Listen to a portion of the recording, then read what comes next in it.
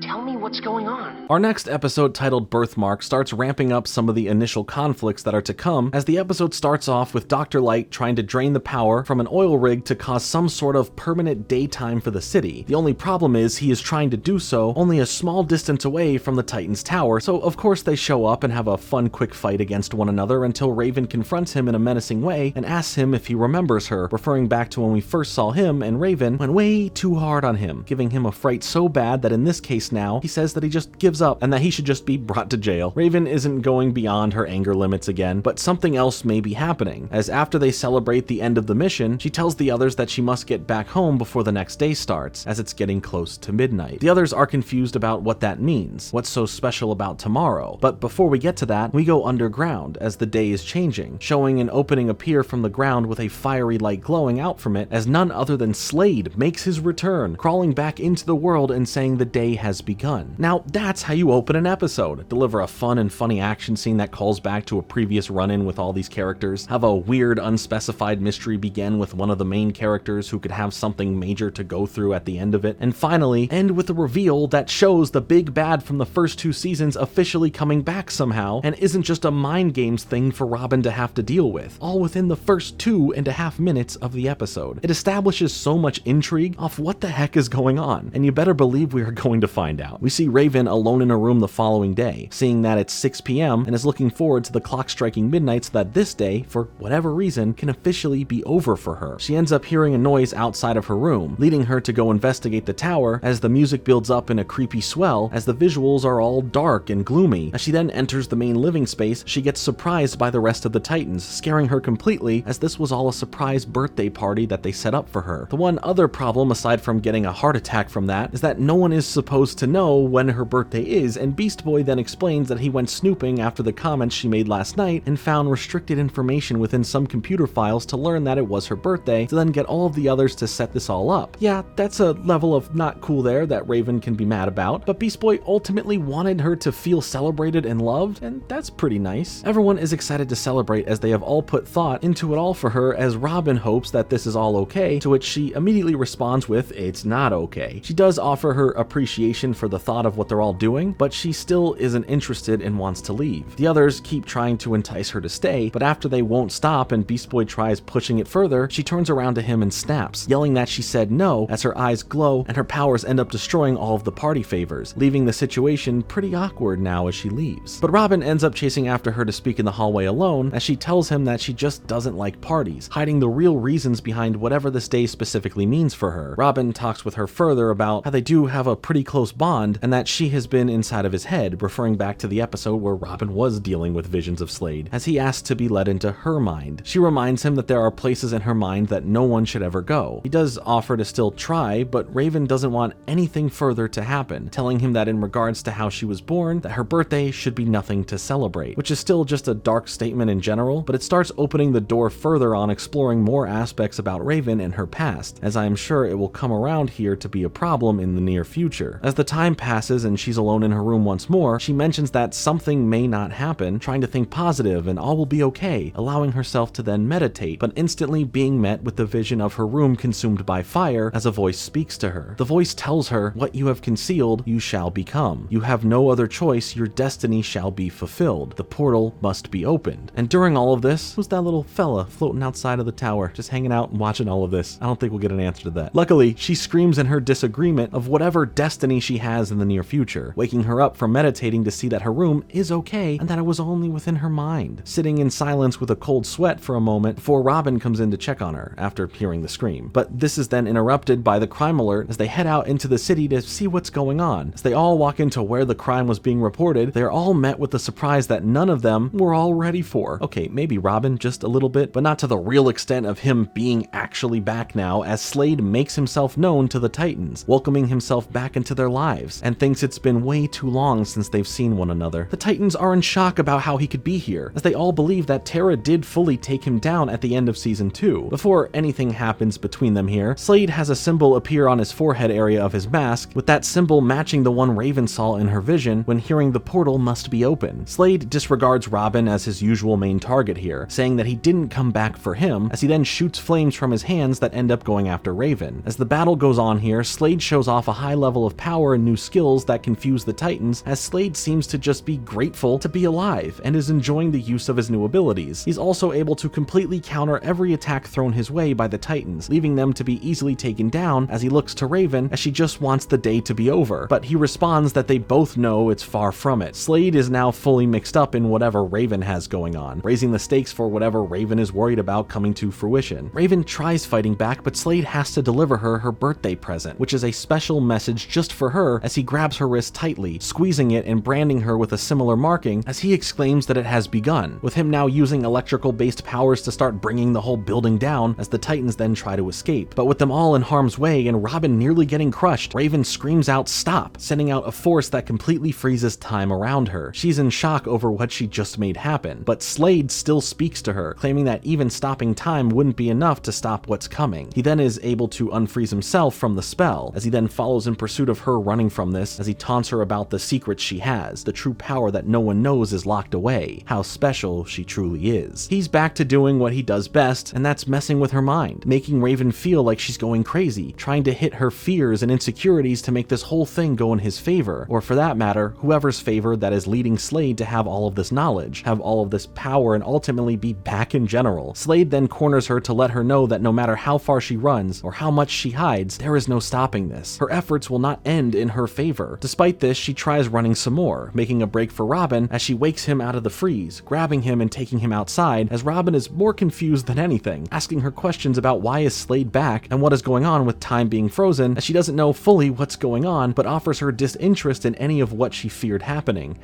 Her offerings only seem to equate to being more cryptic. She's dealing with a lot of unknown and worry, so it's understandable, but she's not offering any understanding of the bigger picture here so that Robin can understand what's happening, at least a little bit. Slade eventually catches up to them as Robin sends Raven off to get out of there, but Robin's attacks don't really do too much to Slade as he just contorts his body back to being okay in both a robotic and undead-like fashion. After he then deals with Robin, Raven rushes back to help as Slade comes walking through the fire to deliver the full message to her, as he will stop at nothing to do so. He's like a dang Terminator. As he approaches, he mentions that the skies will burn, flesh will become stone, the sun will set on your world never to rise again, building up the threat of what is truly coming. Slade teleports from there to get close to her, grabbing her arms and branding her with even more marks, telling her that she can't run away from who she is as she attacks and tells him that she can try. In this moment, she rushes over to find Robin and get him out of the area as they take rest within a church for the moment. She feels remorse for even bringing her friends into this. She never wanted any of this to happen and feels that she now has to be completely open with them to get the understanding of this massive situation. She starts explaining to a very weakened Robin that when she was born, she was able to get a glimpse into her future, but not like in the style of That's So Raven, where it's something silly that appears in her near future. She looked into the future of a very specific upcoming day, and had known that the anniversary of her birth here is the signal for something terrible that is supposed to happen. That's why in the beginning she didn't want to celebrate, she just wanted the day to be over. But as Robin is starting to stand up on his own, he asks about Slade's new symbol on his mask, as Slade then blasts his way into the church to greet them. He summons a circle of fire, pushing Robin out of the way and leaving Slade and Raven trapped within it, as he mentions that it's just them alone now. Also, for what is potentially coming, the fire in the church, Slade rising from the underground at the start, this is all good symbolism for that. Raven still makes a break for it with Slade following right behind her, telling her that this message must be and will be delivered. Like, bro, just spit it out already. Their chase throughout the frozen in time city gets pretty intense, as Raven is able to bring forth great strength with her magic, being able to slam two massive buildings together to try and block Slade's path or squish him in between them. First off, that's pretty OP, and when time unfreezes, this seems like a major problem. The pipes, the electricity, the foundational structure, all completely ruined here. But he is fine though, and Slade is able to grab onto her for a moment, ripping off her cloak, revealing her back to now be covered in more markings, as he says, "What you have concealed, you will become," telling her that she has no other choice as she still tries to fight back. But bro here just wants to deliver the message already. He grabs onto her more, telling her that her destiny shall be fulfilled, as more of her clothes begin to rip off, showing her body covered completely in these glowing red markings, as some great amount of power is flowing through her and shooting out of her eyes. We see the sun and moon going back and forth in the sky as they move throughout it, showcasing time passing by as Raven's hair grows out, and the same symbol from her vision and from Slade's forehead now sits on hers, with her now seeing a sky full of red and an ocean filled with lava, as all of the buildings around them are destroyed, even seeing the Titan's tower now being destroyed. We see further into the city that the multiple-eyed birds are all around, with the Titans now turned completely to stone, frozen in time, but not like how they were from Raven stopping time earlier, like Medusa looked at them type stone. Raven can't believe what she is looking at as Slade tells her to take it all in, as this is a world she is destined to create, pinning the blame on Raven somehow being the cause of everything here as a part of this destiny we keep hearing so much about. In the distance, a massive shadow rises in anger as it appears to be Trigun, now fully released and destroying everything. We last saw a glimpse of him back in season 1 in the episode Nevermore as the built-up emotion of anger. She refuses to believe that any of this is real, knowing that this is only a vision, but Slade digs in further that this is the future she and everyone else is heading for. He leans in close and says that this will all come to pass and he'll make sure of it, telling her that she will destroy the world. It's written all over her face as she screams out in terror once more, glowing in the black and white aura of the energy as the world returns back to where it all was before Raven froze time, setting the ticking clock to continue once again as life goes on. Slade is still holding on to Raven, who is now pretty much passed out, as he then tells her that he will be in touch, as he then drops her from the roof of the building, remembering to wish her a happy birthday as she's already halfway fallen to the ground. Man, Slade is such a cold villain. I mean, he's back and more evil than ever, and he really lays that in here with every bit of dialogue that he delivers. It's such a menacing performance, and it makes the stakes of whatever is happening that much more intense. Robin comes swinging in before Raven hits the ground and saves her, as she then starts waking up with Robin saying, "Let's go home." Back at the tower now, Raven is in her room, cutting off all of her long hair that she grew out to get her old look back, as she silently looks at herself and her hands, looking for any trace of symbols on them, trying to believe what is reality, what truly is going to happen, and so many other thoughts racing through her head about the events that took place today. She hears a noise similar to the beginning of the episode that takes her out in the hallway and on a path to the living area of the tower to be surprised once again by a surprise birthday party. They all hesitantly offer her another choice of having a party to celebrate her birthday, especially after everything they all just went through, as Beast Boy then gets up close to her to say that she may not like her birthday, but all of them here are glad that she was born. A very sweet sentiment given from Beast Boy in the most genuine way that he can offer it. After a moment of thinking about what to say, she responds that they will need ice cream to make it an actual party then. The Titans are so happy to hear that Raven is in the spirit to celebrate her birthday with them, but she's holding back some personal worries about the future. Everyone ends up going to get preparations ready for the party, but Robin decides to talk to Raven privately over the information she had told him earlier, as he apologizes for not being able to help stop whatever bad thing was happening to her, as she responds that no one could, leaving out all of the information he wasn't privy to. The vision of the future, the destiny that she is worried of coming true, holding all of that in as the one to somehow deal with this imminent threat, while Robin, or even the others, get to live in a bit of ignorance to what Raven is worried she will cause. Robin offers the assurance of them finding Slade and figuring out this whole mystery and what he wanted with Raven. Now we do know what he wanted. He wanted to deliver that message, but again, Raven is stuck holding on to so much that isn't easily explained. But we don't specifically know why Slade himself is involved yet. We just know what he's involved in. So there is plenty more to dig into as we get to it all. Robin ends their conversation by telling Raven that right now she is safe and with her friends, and it's over. But now she looks back down to her hands as they now reveal symbols like before on them, letting her know that the worst is yet to come, as she replies that this was just the beginning. To end the episode, we cut back to being underground where Slade emerged from, showing that he is communicating with some other person or being, saying that the first task is completed, referring to whoever he is speaking with as Master. He continues on about the inscriptions being in place, and that Raven knows what she must do, and that the prophecy will be fulfilled. The same symbol we've been seeing appears to him as the voice of whoever is looming Trigun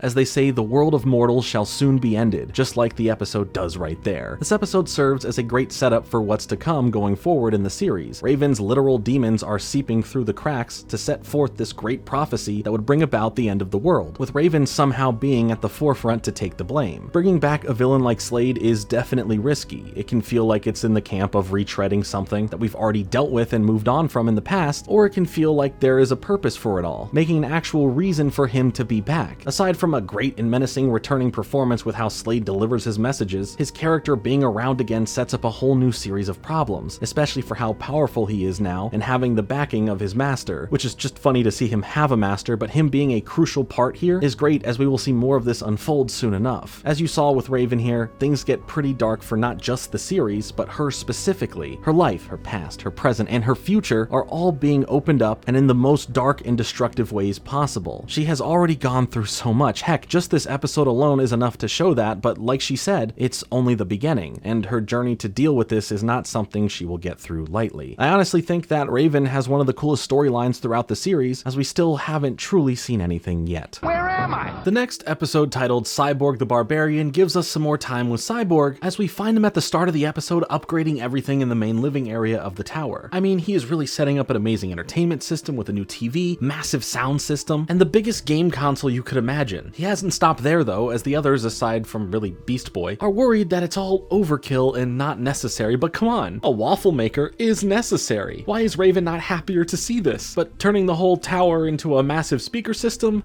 Maybe not so much, but to each their own. He ends up showing the other Titans the equalizer, excited to show them how this whole thing is controlled and what it can do. But when he goes to touch it, he is zapped by electricity and disappears. Before anyone can say anything, Beast Boy jumps in to say that whatever just happened is not his fault, when something like this usually probably is. Regardless, the Titans are left in shock as Cyborg finds himself transported to what seems like another world, landing in the middle of a battlefield between some barbarians, as one can assume from the title of the episode, as they face off against some slime-filled creatures. Cyborg is freaked out over what he has just found himself in, hiding off and trying to contact the other Titans, but nothing is working. When he checks on some information for where he is, he discovers that it's really about when he is, as it is apparently the year 3000 BC, so technology really isn't a thing, but I guess some green goopy creatures are. One of the warriors finds Cyborg and tells him to get up and fight before he charges into the battlefield once more, but Cyborg is worried about messing with anything. If this is the distant past, he is worried touching anything would lead to the future becoming like Planet of the Apes. Also, that's the villain Morp from the last time travel related episode as a baby. That's funny in relation to how that episode ended. Cyborg then starts froggering his way throughout the battlefield trying to not get involved, but seeing some of the warriors in trouble, he then jumps in to save them, as he is able to explode some of the creatures just by punching them. Then, as payback for saving their life, the masked warrior saves Cyborg from getting attacked as well, showcasing some cool hidden blades like this was Assassin's Creed, slicing and dicing these creatures, while Cyborg continues continues to attack the horde of them as well. The other warrior from earlier who told Cyborg to get into the battle returns to tell him to step aside, even if he was the one to tell him to get into the battle for some reason, but in this moment, he is attacked and thrown deep within the crowd of creatures, leaving behind his sword, and both this masked warrior and Cyborg are now surrounded by more and more creatures. Cyborg then drops a hard line that feels perfect for an 80s action movie, pulling out his arm cannon and saying the future says hi, blasting every one of the creatures to win the battle, leaving one left to finish off, but the other warrior with the sword stops him as he wants to finish it off himself, but when that fails, Cyborg lifts his cannon back up and finishes the final creature, causing every soldier around to cheer for their victory. Cyborg then congratulates the masked warrior for a great fight, thinking that their skills were awesome as the warrior removes their helmet to reveal that she's a woman named Sarasim, and that she is the leader of these warriors. Now, if you're big into Cyborg in the comments, the name of Sarasim sounds a bit familiar, as it is supposed to sound like the name Sarah Sims, a character created in the new Teen Titans comic run by Marvin George, who ended up being a love interest for Cyborg. So a little detail like that I think is pretty cool. For now, Cyborg is celebrated by all of the barbarians and brought back to where they live, claiming him to be the new champion warrior of the group, and that used to be this guy who didn't fare so well when Cyborg showed up, so I don't think he'll be too happy about that. Sarasim believes that Cyborg was sent to them from the Ancient Ones, offering Cyborg to stay here with them, and anything they have, he is welcome to. She takes the sword away from Crawl here, as she gives it to Cyborg for his new role as champion. Cyborg is worried about getting back to his time, naturally, looking for some way to recharge himself back up, but decides to put his wants to get back home on pause as they offer a massive feast in his honor, with Sarasim grabbing him by the hand and taking him over to eat. Crawl is not too happy, like I had said, holding back his anger so as to not cause an outburst or go against Sarasim. Later in the night, Crawl secretly enters a cave looking for a witch who reveals herself to him, with Crawl revealing that he is the one who freed her from some eternal slumber, and feels that he is entitled to be her master. She should be serving him. She claims that she is, making his wishes to become seen as this big hero possible by summoning those creatures we saw earlier, making sense to the fact that he wanted the glory for defeating them all. But he explains that the creatures were not easy to defeat, at least for him, and blames her for summoning another warrior, you know, Cyborg, who came into the battle and took all of the glory. He demands that she fix this whole thing as he then walks off, as she mutters to herself that every wish comes with a price to it, and then she starts conjuring some stuff up, you know. The next day, Cyborg has seemingly found a way to generate some electricity to power himself back up a bit, but discovering electricity now doesn't seem to go over too well, not being sustainable and just scaring the others. Sarasim enters in to speak with Cyborg as she no longer is wearing any of her armor, leaving Cyborg to be a little blown away with how she looks, as she mentions that even as warriors, they do shed their armor in their downtime, questioning why Cyborg doesn't remove his. He explains that his doesn't come off like that, as she feels sorrow for the fact that it must be awful to have to be a warrior all of the time, as he just kinda shrugs it off, claiming it's something that he's just gotten used to. He then talks about how he cannot sustainably live here, as his ability to charge up and stay alive basically is not possible long term, as he then tries to give back the sword and apologizes for not being able to hold on to the honor bestowed upon him. She understands that he can't stay, much to her sadness of hearing that, but tells him to keep the sword regardless as a reward for what he's already done. She also offers him a chance to see how she lives and what things are like in her time before he seeks his way back home. As he goes off with her, we get to see a thriving community who are just trying to get by. Sarasim explains that they have to be these fierce warriors, as when the night comes, it only brings monsters and threats for them to deal with, making them filled with fear, but still trying to do what they can to survive. This fear, however, felt lifted the second Cyborg arrived, and for how well he is able to defeat those enemies and keep their people safe. She places her hand onto his after the sun sets and leans in for a kiss, as Cyborg is totally into it as well. But things get interrupted as a giant ball of flame comes barreling down from the skies, nearly crashing into them as they get out of the way at the last second, but part of the village wall is now destroyed and on fire. In this moment of confusion, more balls of flame come flying towards the village, landing inside and causing mass destruction and panic. Crawl comes out from his quarters to see the attack happening, blaming the witch as he claims this isn't what he had in mind, as we then see more of those green slime creatures coming out of the craters to make things a lot worse here. Sarasim readies all of the barbarians to get into battle, charging in without her armor as Cyborg tries to warn her about that, but she responds that a true warrior doesn't need armor. Now, like, I get what she means by that, but also, is that some sort of slight to Cyborg because he has no choice but to have his armor on all of the time? But whatever, this battle is starting and Cyborg needs to conserve his energy, deciding to just go back to punching all of them to bits. But these slime creatures are even slimier, and his punch doesn't do anything to them. Another barbarian tosses tosses him a sword as he is able to slice and dice the monsters up with some ease, but they all soon realize that they are outnumbered, making things a lot more difficult, but they are willing to fight until the end, even if they lose. But this isn't good enough for Cyborg, as something in the distance catches his eye as he bolts through the monsters to reach it. Crawl uses this as an excuse to dunk on Sarah Sim's new choice of champion here, but what Cyborg was doing was heading to a waterfall that's behind the walls of the village, breaking the wall to let the water come flooding in, putting out the fires and washing away the monsters as they end up dissolving in it for whatever reason. After the victory, Cyborg is trying to heal up from everything as Sarah Sim offers him to come out with the others and celebrate his honor, but he repeats himself about needing to go back to where, or I guess when, he's from, as staying here is going to be impossible for him. The longer he stays, the harder it will be for him to leave. Sarah Sim is of course sad over this and thinks that she and her way of life is too primitive for Cyborg, as he tries to tell her that she's great and that's not the reason at all. Cyborg explains that they are just different, but she grabs his damaged hand and says that he's just like her. Underneath the suit is still a person. She then leans in for another kiss with him, but Cyborg pulls back at the last second, saying that he's sorry as he starts walking off to be alone, being hard on himself as he knows that he doesn't want to hurt her, but he also can't mess with things in the past, holding his feelings for her and a chance at happiness staying here for the logistical reasons of him needing future technology to stay alive, and that this time in history is not his time. He already belongs somewhere else. It's hard to struggle with those feelings. I think Cyborg is a very conflicted individual when it comes to him trying to feel like he does fit in, that he can be happy, but most times all of this comes at some sort of cost. Much like making a wish for things to be a certain way, it will come with some sort of cost, in the example of what the witch was saying earlier. In this moment of reflection, Cyborg is approached by Crawl, who tells him that he has a way for Cyborg to get back home, but he has to follow him, to which he does. Crawl is helping Cyborg under the guise of it being Cyborg's own words of not belonging here, as we all know his real motives for not wanting Cyborg here anymore. Crawl then summons forth the witch, who shows off a portal that leads back to the Titan's tower in the future, but like the tower as it was before Cyborg turned it into a giant speaker system from earlier. But before Cyborg fully steps through the portal to go back home, he looks back at Crawl, seeing the grin on his face, and notices him having the sword back, as well as this whole witch character that he hasn't even questioned yet, and starts putting things together. He turns around and says it was Crawl who brought him here, and who is responsible for all of the creature attacks, to which he then defers the blame over to the witch and tells Cyborg to just go. But he refuses, leading Crawl to pull out the sword and threaten to fight if Cyborg doesn't go. But he's not going to take that though, mentioning that he has a little bit more juice in his power to shoot one more blast from his arm cannon, and that he won't miss. But it ends up powering off, leaving him open to an attack from Crawl. But you know what Sarah Sim said earlier? She said a true warrior doesn't need armor to be a warrior, as Cyborg then stops his attacks by catching and breaking his sword, punching him backwards to show his true strength. Crawl then wishes for more power, but the cost of this is that she summons the slime creatures towards him as they seemingly devour him, but instead it becomes like a complete set of armor, turning him into an early Ben 10 design. The power that Crawl now has seems nearly unbeatable, leaving Cyborg in critical condition after beating and shocking him senseless, throwing him off a cliff and into the waters below. But as he is completely knocked out and powered off, flowing down the river to his doom, some hands reach in to save him. The next morning, he wakes up with the first sight being Sarah Sim, as he gently caresses her face for a moment, showing how he feels towards her, but is surprised to have power in general, seeing that he is hooked up to something and asking how this is even possible. They were able to create a source of power by using the new flowing water coming into the village, claiming that they aren't so primitive anyway. But great job, Cyborg. Now history is going to change forever. I hope you like eating at McDonald's and being a part of that crime-fighting group Not Yet Adult Beasts. And just a quick thank you to you all watching this video here on TubeYube. Well, this doesn't last long anyway. It's still so much power to handle for what Cyborg needs, so it ends up blowing up the whole water energy system, all for just 7% of energy. But he claims it to be enough and thanks them anyway. Well, thanks Sarah Sim, of course. Cyborg then tells her that Crawl is behind everything going on, but she claims to know this somehow, as they've all scouted out a massive army that he leads heading this way. Cyborg then tells her that he is staying here to help, surely making her pretty happy. He suits up, putting on a full new set of barbarian armor and readying his sword for battle as the night approaches. Together, as they stand waiting for the fight to start, Cyborg tries to say something he wanted to say earlier, but she cuts him off, giving him a kiss on the cheek and saying that he already has, putting on her helmet as the sun goes down and a blinding green mist engulfs the area. Crawl bursts through the front gates of the village, letting in an army of slime creatures as this massive battle starts taking place. As Cyborg slashes his way trying to get to Crawl, Sarah Sim jumps in with a surprise attack on him, as Crawl is sorry that he failed her as her champion, but now he will prevail as her conqueror, being able to stop her and knock her down as her helmet flies off. Cyborg screams out over her, furiously attacking the other creatures in the way to get to her, as Crawl lifts her up into the air to finish her off. But before he makes it, he is overrun by these creatures creatures, pulling him further away. He then wants to use his one final shot from the energy left in his arm cannon to help, knowing he needs to make it count. But out of nowhere, as he shoots his final blast, a portal opens in the sky with a magical hand coming down out of it to grab onto Cyborg, yanking him inside as he screams in his reaction of being pulled away and not being able to save Sarah Sim, as well as not being able to see the result of what happens as he's brought back into his time thanks to Raven. Before saying anything, as the others look confused at Cyborg's appearance, he sees the portal still open, trying to make a run for it, yelling out Sarah Sim's name before it closes, cutting him off completely from the past. He freaks out over this and begs to be sent back, needing to be back there, but Raven says that this was a one-way sort of thing, with Beast Boy explaining how hard that even was to find him and save him because he was 5,000 years in the past. Cyborg feels awful that he isn't there, feeling like they were counting on him, feeling like he failed them, and that he didn't get a chance to properly say goodbye to Sarah Sim. The others had no idea. They for sure feel bad over how Cyborg feels, but they truly didn't know any better. They were just trying to save him. Later on in his room, Cyborg puts on display his barbarian armor and sword, whispering "Welcome to the future" as Raven then comes over, offering to show him something inside of a book. Inside the book is a drawing depicting the events of the same battle, meaning it was recorded in history that Sarah Sim and her people were able to win the battle in the end, and there is even a sketch of Cyborg as he is depicted with no armor and no electronics, as Sarah Sim sees him as a person who didn't need armor to be a true warrior, and even though he is mostly made of electronics, she sees him as the same as herself. It's a nice moment where Cyborg is able to feel at peace over Sarah Sim winning the battle, and that when Raven points out that he's the only one without armor in the image, he responds that he didn't need it. She leaves him alone with the book so that he can look into it and feel at peace, offering another moment where Raven is able to be there to comfort Cyborg, just like when she helped him look for his stolen car and helped him understand what made it special in the first place. It's really sweet, and I love that we get to see this side of Raven here and there throughout the series, especially for what's coming up. We end the episode on Cyborg staring at the image of Sarah Sim, remembering everything about her and the connection they had. Two people from two very different periods in time, making whatever romance they could have had be something that is just impossible. It's beautiful and tragic all at the same time. Every time Cyborg has these moments of the things that he believes that he wants in his life, they are always ripped away from him, or they are under some sort of condition that takes away or ruins something else. At least he is able to be at peace over it all thanks to Raven, but he was able to learn a lot about what it means to be a warrior, and I guess it's better to have loved and lost than to have never loved at all, or something like that. I don't know.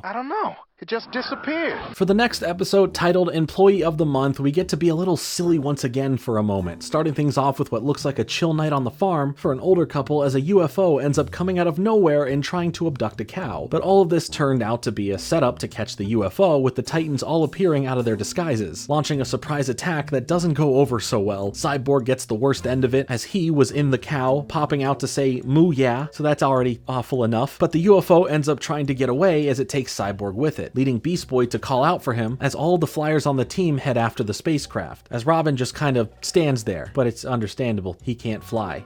Or can he? Because the dude ends up speeding off on his motorcycle, launching from it and deploying his outfit upgrades that give him some sort of wings and even boosters, so he can actually get out there and help too. Beast Boy ends up losing all of the energy that he has while flying, slowly turning into other animals until he's back to his regular self and out of breath back on the ground, claiming to now be the only one who has to run. But dude, you were just flying. Sorry that you ran out of stamina, but that doesn't matter. Cyborg ends up fine, and on the ground too after a while as the UFO seemingly just disappeared, leaving Robin angry that this has taken multiple attempts and it keeps getting away somehow. Luckily though, Cyborg finds a place to get some food after all of this that is literally all about meat, as Beast Boy refuses to go near there because of him being a vegetarian, but Cyborg helps himself, getting a meal to go before they all head back to the tower. Beast Boy is looking at and drooling over this specific moped that he just really wants, showing Starfire how cool he thinks it is, realizing and then questioning why he doesn't have one himself if he wants it so bad, leading him to come up with some sort of idea. Meanwhile, Robin is trying to figure out more about this UFO so they can finally capture it, but Beast Boy interrupts Robin to try and sell him on the fact that he needs his own ride so he can better keep up within the missions, claiming everyone can either fly or has some sort of special vehicle, bringing up all the points of why he should have this moped as that vehicle. Robin tells him that he can just fly, but Beast Boy tells him that his arms get tired, as he sadly walks off for now. So while Starfire and Raven can fly, it's not through the same way Beast Boy can, as he has to exert a lot of energy to do so, not making flying the most sustainable thing for him in the heat of battle. After Robin's no, he designs some blueprints to try and have Cyborg build him the moped, but Cyborg declines as he is trying to fix up the camouflage instead, leaving Beast Boy to rant about how everyone is turning him down to Raven, where she tells him that he could just go and get a job and pay for one himself, making him realize this simple fact. First, it seems like Beast Boy got the perfect job as a video game tester, getting a chance to play on this highly advanced video game console prototype that, thanks to his bad luck, ends up blowing up, causing him to lose that job already. He does end up finding a help wanted sign, but it just turns out to be at the same all-meat place the Titans saw earlier, so he refuses to go in because of his wishes to not be around that type of food, continuing on to try stuff like being a door-to-door vacuum salesman, and then from there trying to be a clown for parties. And dear God, the balloon squeaking here is driving me nuts! But after all of this fails for him, he finds himself tempted to go inside of the meat place, still hesitant about inquiring about the job, but this odd fella named Bob, who happens to be the manager, persuades Beast Boy with taking the job and becoming the employee of the month, as he would then receive that exact moped he's wanted, as a prize. Convenient, absolutely. Does it matter?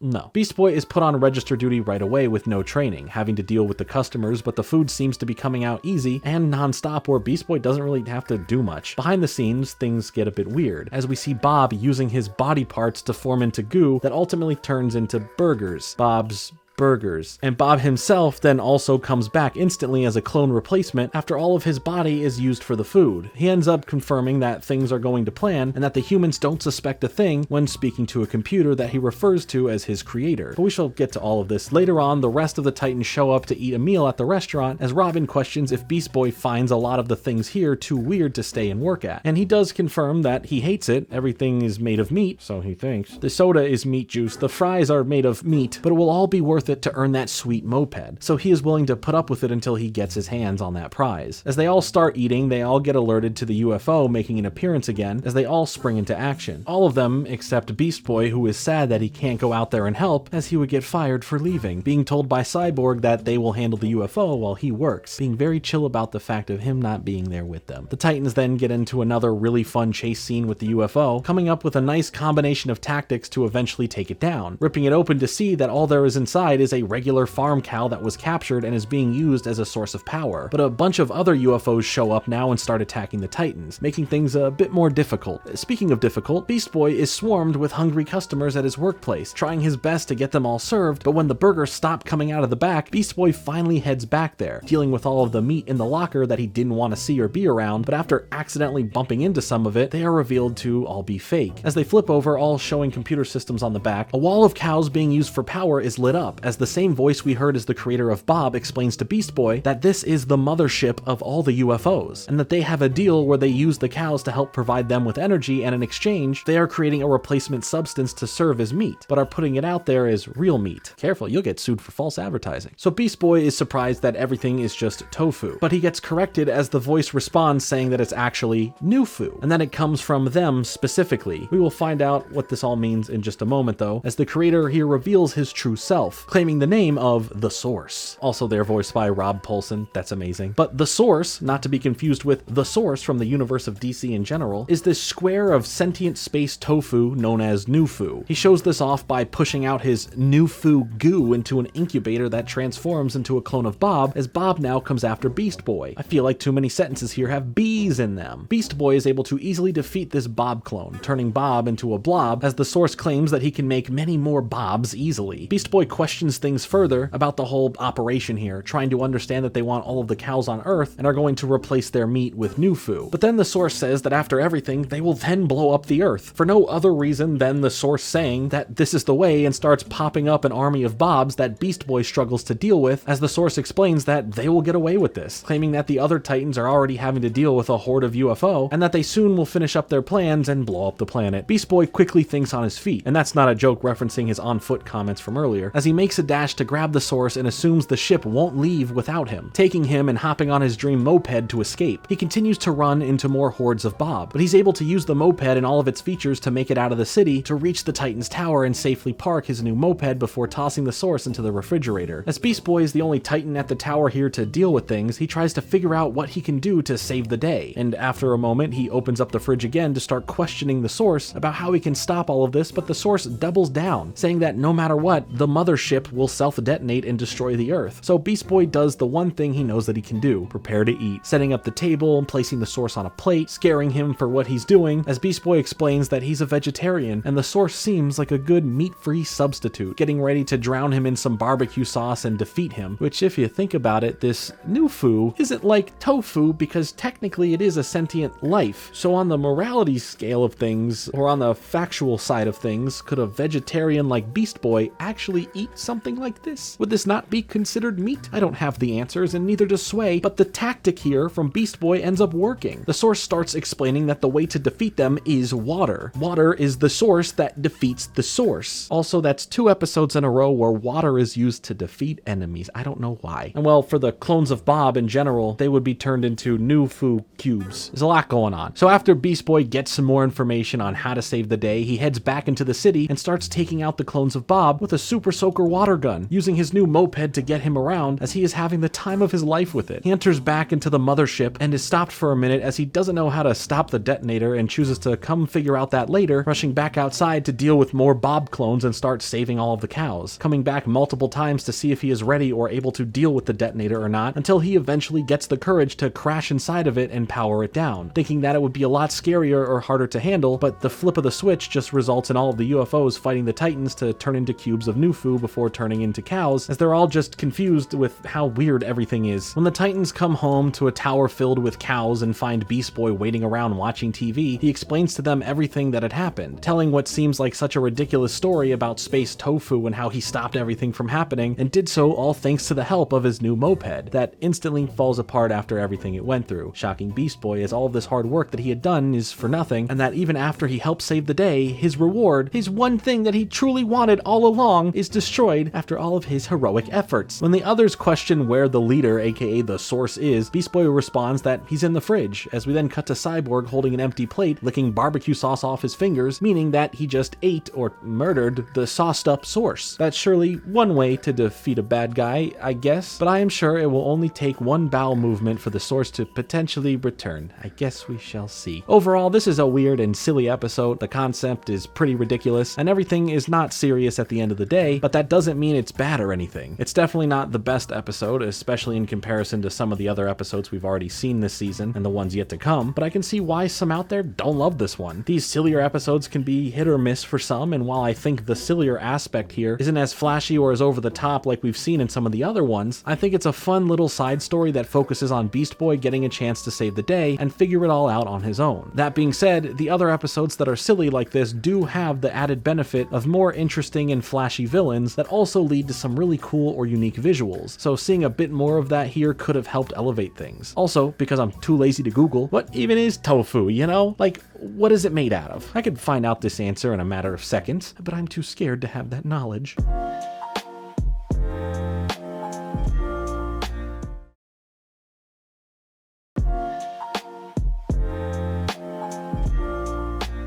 Watch it! Are you trying to blow up the ship? Our next episode, titled Truck, is about an intergalactic war between a superhero from another planet dealing with some powerful enemies, and wouldn't you know it, there may even be a little bit of space racism going on, but we'll get to that. We start off seeing an unfamiliar character flying down in his ship from space as he is chased by other spacecrafts, zooming past the Titan's tower, making Beast Boy think the shaking could be from worms again like what happened with one of Slade's plans, but they take notice of what's going on outside, seeing the ships flying around as they head out to intervene, but luckily they don't have to, as whoever this person is, they are able to take down the other crafts thanks to his piloting skills, and then his raw action combat, jumping out of his ship and landing over on the other one to take it out. Side note, I like that the enemy ship designs here kind of look like the Batwing. The Titans are in all of the spectacle that they are seeing, watching the whole thing unfold in the skies above them. After he takes down the last ship and crash lands with it off in the woods beyond the city, the Titans go to investigate the crash site, seeing this character named Valyor walking out from the flames completely fine. The Titans introduce themselves to him as he seems to be completely cool with everyone aside from Starfire, commenting in a demeaning way about her race, saying to the Titans, "I see you have a Tamaranian." But this gets overlooked as the superhero theatrics have impressed the team and he explains who his enemies here were. These enemies are called the Locrics, an alien race of mechanical bugs that are set on complete galactic domination, as Valyor notes that they believe they are superior to those who aren't mechanical. He tells the Titans that there are many more of them out there than just the couple that he took down, and as Robin is worried about what would happen to Earth if the battle is brought shot here, Valior explains that his mission is to head to their homeworld and completely destroy them by plugging in an eradicator to their central power core, which would in theory shut them down for good, or in clearer terms, end their whole species. The Titans are pretty oblivious to the bigger picture here, with the language being used from Valior, believing him and his plan to be what a superhero should or would do, telling him that they are willing to all help defeat the Locrics as they now all head out into space with him. On board, he wows them with tales of his heroics and has them all super enthralled with how great he is, appealing to some of their specific interests like having Cyborg pilot the ship, Robin navigate everything, Raven and Beast Boy handling the blasters, and Starfire, nothing. She literally has to ask for something to do and wants to help out. But this is interrupted when they are approached and attacked by more enemy ships, with some of the enemies breaking into the ship itself as Valior goes in to confront them, telling Cyborg to still pilot while he tells Robin, Raven, and Beast Boy to come with him, but not Starfire, as she then just quietly follows along. They all get into a fun brawl with the enemies, with Valior complimenting them each on how great of a job they are doing in defeating them, all except for Starfire, as after she defeats the final one, they end up knocking the Eradicator, nearly arming it, causing Valior to freak out and yell at Starfire about her almost blowing up the ship, and basically telling her that she is not going to help anymore as there are more enemies to deal with. After they are all dealt with and everyone starts heading back to the main area of the ship, Starfire goes up to Valior privately to apologize for harming his ship in any way. She only wanted to help, but then he turns around with rage in his eyes, saying that he doesn't need help from some truck.